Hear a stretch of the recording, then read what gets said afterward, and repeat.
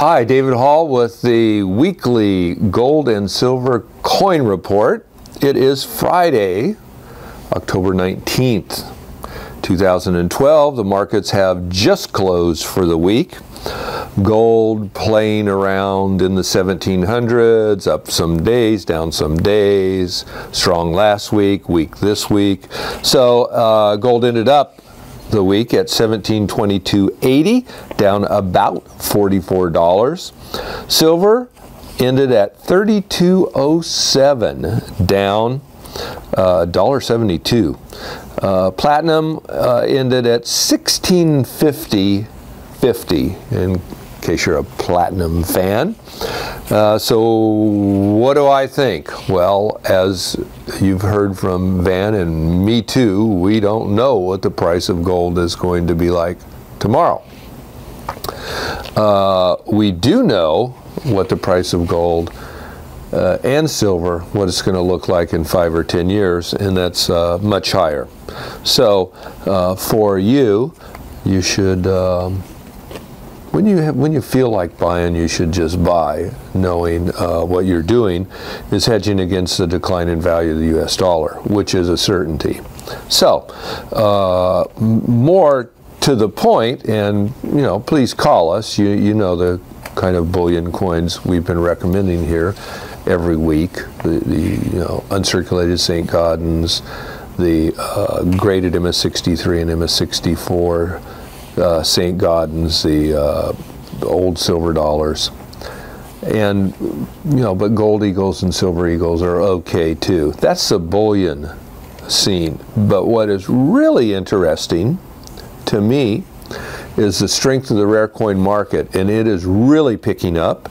It's kind of lagged in the last few years behind the the bullion markets, and it has always in the past, in the 50 years I've been paying attention to, caught up and in a percentage basis surpassed the gains in gold and silver. And just all of a sudden, the past 30 days or so, past couple of weeks, rare coins have been really hot.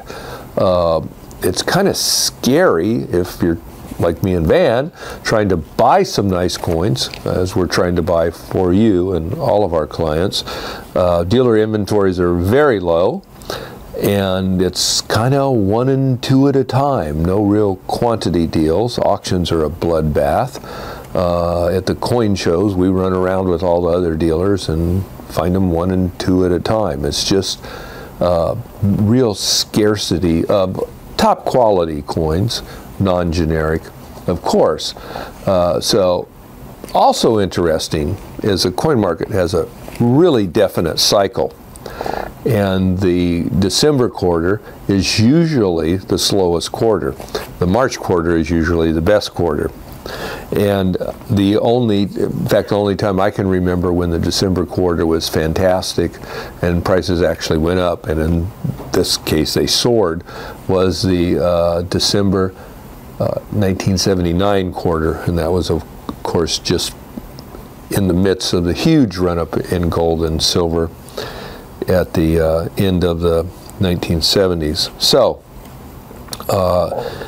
that's interesting, and that coins look really strong, and we may actually have a rising prices through the December quarter. Highly unusual, and to me telling me a lot about the strength of the rare coin part of the market. This is the gold and silver coin report, of course, but that includes the rare ones too. So what is the high potential areas? Well, in my opinion, we'll start with the least expensive and work on to the very expensive. So on the least expensive side, you have the silver commemoratives, 1892, 1954, doing very well, and prices incredibly cheap, and actually have gone down in the past 5 or 10 years as opposed to most of the coin market. Also relatively inexpensive on the gold side is the gold commemoratives, and they have been pretty hard to buy and pretty warm of late. Now when you get into the type issues, the 19th century silver type issues, like a Liberty seated quarter, a Liberty seated half dollar, Liberty seated dollar, trade dollars, 20-cent pieces, those kind of issues. That market is smoking right now. Prices at auctions are pinch yourself high, and those coins are on the move in terms of prices, and they're great coins, and we recommend them. Make sure you buy the right coin, PCGS graded, attractive coins for the grade, and you'll do fine. Also, really hot right now is proof gold, the caviar or beachfront property of the rare coin market. These are really rare coins, circa, say, 1860 through, the earlier ones are ultra rare, 1860 through 1915, doing fabulous. The matte proof issues, 1908 to 1915, definitely moving up in price. And I was talking to Van today, and he was going, well, you know, matte proof prices are going up. I go, I think they could double from here.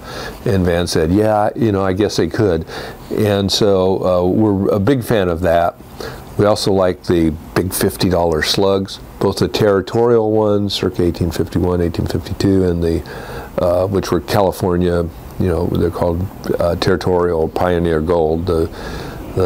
It's what the California gold rush bullion was melted into these big old $50 coins.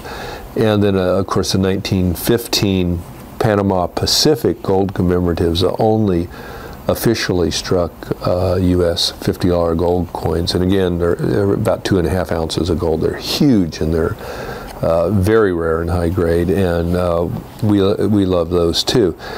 Also, focus on rarity, condition census coins, which would be in the top 10 finest known, and that shouldn't scare you.